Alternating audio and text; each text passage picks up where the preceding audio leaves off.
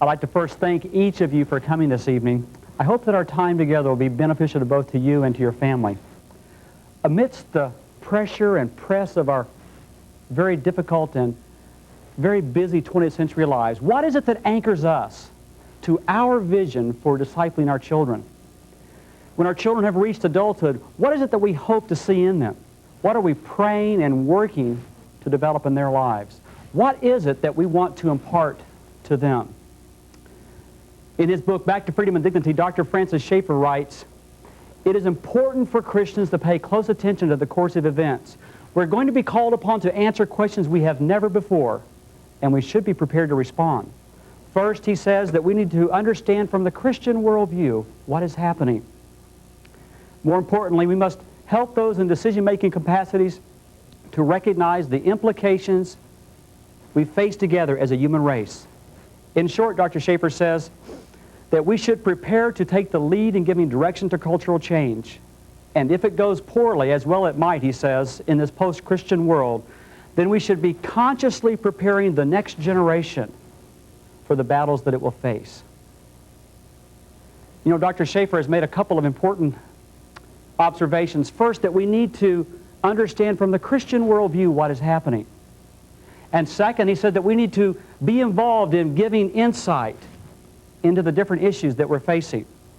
And then he goes on to say that if things go poorly, as well they might, that we need to be preparing the next generation. That's our children.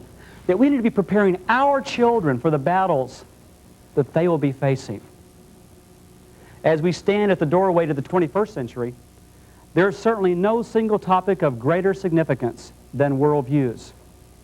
Gladys Hunt, in her book, Honey for a Child's Heart, writes, "As Christian parents, we're concerned about building whole people, people who are alive emotionally, spiritually, intellectually, to train a child's character, to give him high ideals, to encourage integrity, to provide largeness of thought, creative wondering, an adequate view of God," she says, "and His world." This is a large goal to think biblically. It involves squaring up our thinking with what the Bible has said. How has God worked in human history? What is His goal? What is His purpose? What's His essential nature, His character? How does the death of Jesus Christ fit into the picture? How do we know what is true? These are only some of the questions, she says, we answer in learning to think biblically. Thinking biblically insists on the understanding of the vast sweep of what Scriptures reveal to us. It's the gauge against which we measure our ideas and our lives. Our goal, she says, is a valid world life view. To help explain what is meant by a worldview, let me suggest a simple activity. On the sheet of paper that I handed you this evening as you walked in, I'd like for you to draw the outline of the continental United States. Just very briefly, if you would just sketch the continental United States for me, please.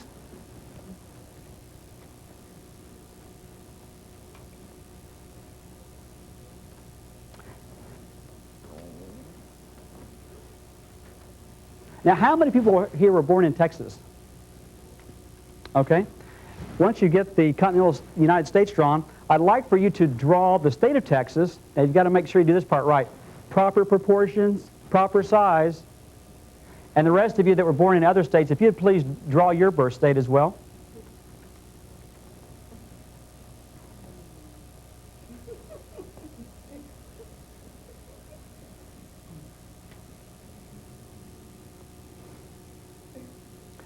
Next, I'd like for you to sketch several states around your birth state.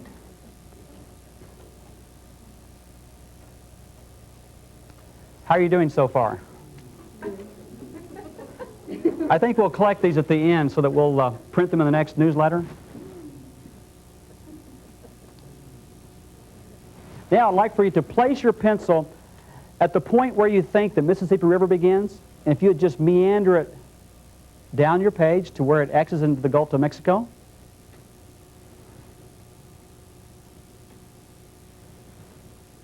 Now for the last part of the assignment. Everyone born on the east side of the Mississippi River, I'd like for you to draw several states on the west. If you get confused, you can just draw some rectangles or some squares. And those of you that were born on the west side, I'd like for you to draw several of the states on the east side. You know, some of the simpler states like Rhode Island or Connecticut or Vermont.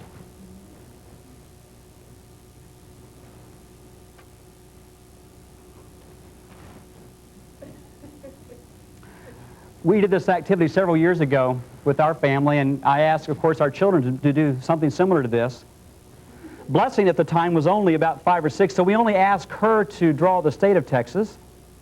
And as you can see, well, I was pleased with the general overall shape, the shovel shape of the state of Texas, but I was a little puzzled and perplexed about the upper part. And so I said, hey, Blessing, you know, just so that you'll let me in on the secret, what are those 2 circles? And she said, Daddy, you know what those are? And I said, well, yeah, I really don't, actually, Blessing. And if I have the opportunity, sometime I may show this to some people, and they'll probably ask me. And she said, oh, Daddy, don't worry, they'll know exactly what those circles are. And I said, well, you know, kind of fill me in on the secret. And she said, Daddy, well, those circles, those are the eyes of Texas.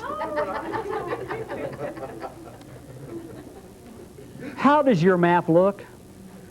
If your map looks like my map, it seems that the further I move away from my birth state, my home state, the more indistinct and distorted my map becomes. Now keep in mind, this is our picture, our view of the United States, or at least how we're able to articulate that view. James Sire, in his book, The Universe Next Door, says, a worldview is a map of reality. And like any map, it may fit what is there, or it may be grossly misleading. In other words, a worldview is a picture, it's a perspective on life. There's a certain place in our thinking that we feel at home. And the further we move away from home base, the more fuzzy our thinking becomes. It's then that we begin to feel uncomfortable and become inconsistent in our behavior. Because all of us have poor maps, God is in the process of correcting our maps. Of course, He's given us the Scriptures, He's given us His Son, His Spirit, and He's given us circumstances in our lives to help us by redrawing our maps, to correct our picture of who He is, first of all, and then second, what He's doing in our lives. You know, He's also used music and art and science and literature. He's used a lot of different things in my own personal life to correct my map. Daddy, can we pray for a baby brother? Not tonight, son, was my response. But you wouldn't last night either, Daddy. I know, but maybe tomorrow night. But I want a baby brother so bad. This was the conversation that I had with Blaine about 11 years ago. Every night for several months, he would ask me to join in with him in prayer. At this time, we had 5 children. Bryce was 8, Ben was 6, Blaine and Betsy were 4, and Blessing was just a little under 1. Betsy was so excited. She had a brand new baby sister to play with. So what did Blaine think he should have? A baby brother. Well, life was very demanding and difficult in that time of my life, and it wasn't that I was against having children. I mean, we had 2.75 times the national average. We were living in a small 3-bedroom home. There was just no room in the inn. It was like, you might recall, driving late at night with your parents when you were young, going on a vacation, and maybe it's 8 or 9 o'clock at night, and you're passing motels, and it says, no vacancy, no vacancy. You've seen that flashing sign, no vacancy. Well, that's the way it was in our family.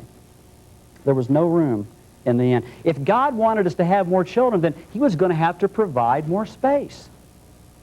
I was trying to, now I look back on it, I was trying to manipulate and control God.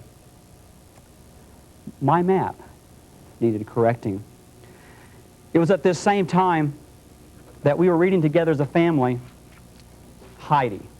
And I'd like to share a portion of this book with you. Oh, Heidi, that brings light to the heart. What a comfort you've brought me. And the old woman kept on repeating the glad words while Heidi beamed with happiness. And she could not take her eyes away from the grandmother's face, which had never looked like that before. She no longer had the old troubled expression, but she was alight with joy, as if she were already looking into the Garden of Paradise with brand new eyes. You see, Heidi now has come back from Frankfurt, and she's having a conversation with the grandmother. And I'll skip over a little bit. We'll pick up the story. Heidi shouted for joy at the thought that the grandmother would never need any more hard black bread to eat. "Oh, grandfather," she said, "everything is happier now than it's ever been before." And she skipped and sang along, holding her grandfather's hand as lighthearted as a bird. Can't you just picture Shirley Temple in this situation? But all at once, she grew silent. If God had let me have it once, as I prayed, that everything would have been quite different. I should have only had a little bread to bring to the grandmother, and I should not have been able to read, which is such a comfort to her. But God has arranged it all so much better than I knew how to. Oh, how glad I am that God did not let me have at once all that I prayed and wept for. And now I shall always pray as she told me and always thank Him. And when He does not do anything I ask, I shall think to myself, it's just like it was in Frankfurt. God, I am sure, is going to do something far better still. So we'll pray every day, won't we, grandfather? And never forget Him, or He may forget us. And supposing one does forget Him, said the grandfather, then everything goes wrong. For God lets us go where we like. And we get poor and miserable and begin to cry about it. No one pities us. They say, well, you ran away from God, and so God, who could have helped you, left you to yourself. That's true, Heidi. Where did you learn of that? From the grandmother. She explained it all to me. The grandfather walked along for a while without speaking and then said, as if following his own train of thought, and if it is once so, it is always. No one can go back. He whom God has forgotten is forgotten forever. Oh no, grandfather, oh no, we can go back. The grandmother told me so. And it's written in my beautiful tale. Look, look. But you haven't heard of it yet. So we shall be home directly now, and then I'll read it to you, and we'll see how beautiful it is. And in her eagerness, Heidi struggled faster and faster up the steep ascent. And they were no sooner at the top than she let go of her grandfather's hand and ran into the hut. And the grandfather slung the basket off his shoulder, in which he had brought up a part of the contents of the trunk, which were too heavy to carry up as it was. Then he sat down in his seat and began thinking.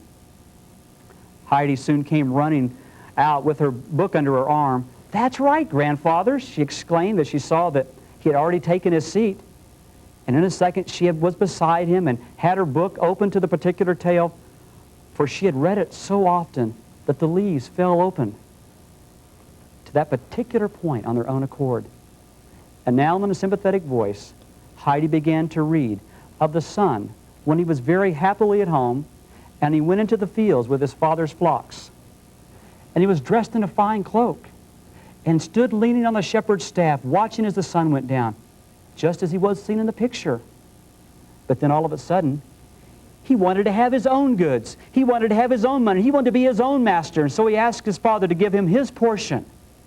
And you see here, the author so beautifully intertwines the wonderful story of the prodigal son. You know, that's what Charlotte Mason calls living literature.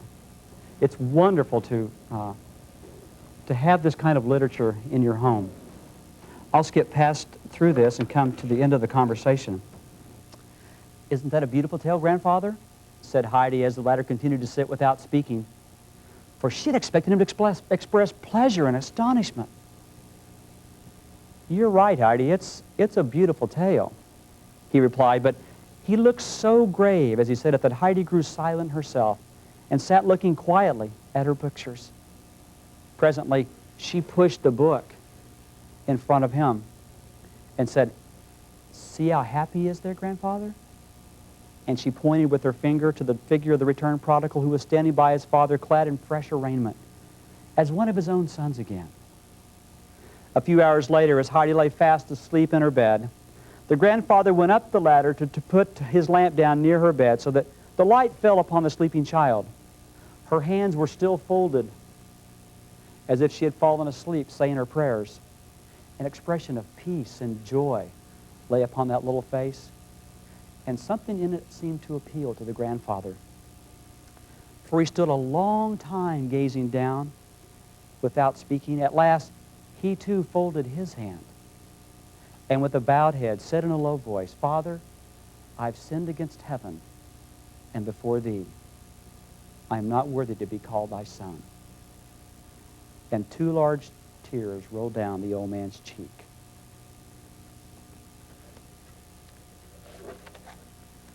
You know, God used Blaine's request in this story to change my map. At first I told Blaine that, you know, if he wanted to pray, I would just kind of listen in. And shortly afterwards, I joined in as well. And about 9 months later, Byron was born. You know, that was a double miracle. First, of course, the miracle of the birth, but also the miracle of the change of my map, the change of my view of God.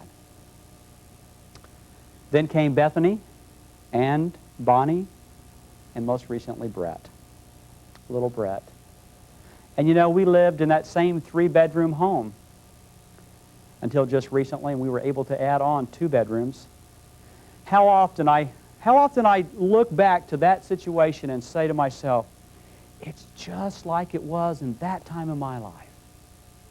I'm so glad that God didn't let me have all at once that I prayed for, a larger home. I'm sure that God is going to do something far better still. You know, God uses things like literature in my life to correct, to redraw, to refashion me and my picture of who He is. A worldview is a map, or it's a picture of reality. And like any map, it may fit what is really there, or it may be grossly misleading. Why is it important to teach and to look at life from a worldview perspective? I've subtitled this section, Hillary's Heroes. For you see, in Parade magazine, they did a special edition. And they said on the front cover that Hillary Rodham Clinton is one of the most influential Americans of our time. It was a special issue, actually, of Parade magazine. And actually, at first, I just set it to the side. And later that afternoon, I pulled it back out of the trash and decided that I ought to look at this and see exactly what it said. They were going to explore with the First Lady her ideas, her life, and her hopes for the nation. Well, on the front cover also it said that we have to think in new ways. We have to think in new ways. Now think about this for a moment. How are these new ways different from the old ways? How are the new ways different from the old ways? And then second, which set of ways are based upon truth and absolutes, and which are based upon relativism? And finally,